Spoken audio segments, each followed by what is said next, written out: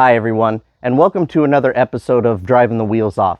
Today, we're going to be replacing the stock horn on my 2011 MDX with this bad boy horn from Harbor Freight. So let's get started.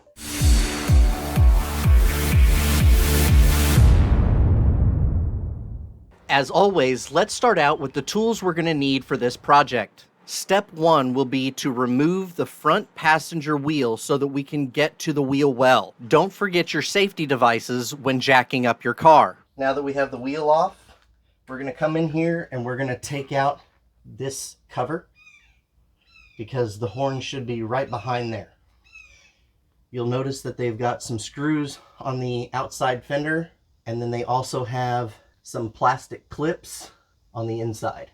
In order to completely remove the wheel well, you do need to remove the bracket at the front underneath the bumper. Now that we have the wheel well out of the way, let's go ahead and disconnect the horn. In order to remove the nut on the back, I had to remove the cover off of the front of the horn. Inside the package, you have the horn, the installation bolts, a bad boy sticker, the manual, and a fuse. Now we're going to cut this off and we're going to use this cable. Now we're going to use one of our female connectors from our terminal assortment kit from Harbor Freight. You want to make sure that you get the wire to just stick out of the top, not too far, just enough to see it. And go ahead and crimp it down nice and tight. If you're finding this video informative, please hit that like and subscribe. Now we're going to put some electrical tape on this. Now we're going to prepare our negative side. We're going to take another female connector and a piece of scrap wire. Because my manufacturer horn is a single wire horn, we're going to take the negative wire and we're going to connect it to a clean metal piece on the car somewhere. So let's go ahead and put the connector on first. Now that I've cut down my wire to the size I need it, I'm going to go ahead and take my ring terminal and attach it to the other end. Now that I have it where I want it, I'm going to go ahead and crimp it down. Make sure that it's tight, and go ahead and put some electrical tape around it. So this piece of metal here is underneath the front bumper, and it has a little bit of paint right in here. So what I'm going to do is I'm going to clean this paint off, and I'm going to put a self-tapper right in here so I can connect my negative side, or my ground, to here. So this is the bracket that holds the horn.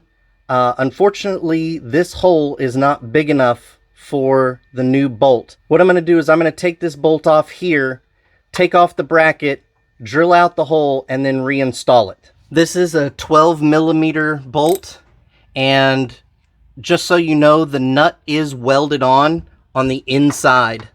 Now let's go ahead and put our bolt in.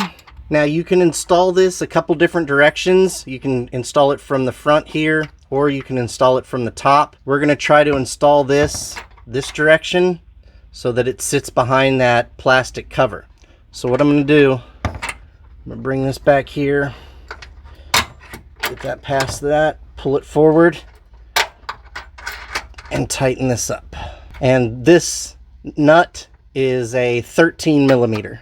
All right, now that we have it installed nice and tight, let's go ahead and take our horn wire and connect that one to the positive side. And we're going to take the wire we made and we're going to put it on the negative side. Now that we know everything works, I went ahead and put in some zip ties to connect our new wire and keep them nice and snug. As you can see, a couple of my little plastic ones broke. So you've got a couple options. You can reuse this and hope that it won't pop back out, or in some cases we'll be able to replace them with these U-clips and screws. I got this little box at Harbor Freight, and there's a bunch of different sizes that you can replace these with in certain cases. Now you won't be able to replace them in all of them because of the placement, but some of them will be able to be replaced. We're going to go ahead and replace this plastic piece with one of our U-clips. So what you're going to do is just take a flathead screwdriver and just kind of open it up just a little bit. Just be able to put the head of the screwdriver in. Now you're going to take this clip and you're going to make sure that the flat part is down and that the little flipped part is up. Okay, and we're going to put it right in there where the hole is. Push it all the way back as far as you can. Now take your screw, push it in there. Good. Nice and tight. Thank you for watching this episode of Driving the Wheels Off. Please hit that like and subscribe, and we'll see you next time. Bye.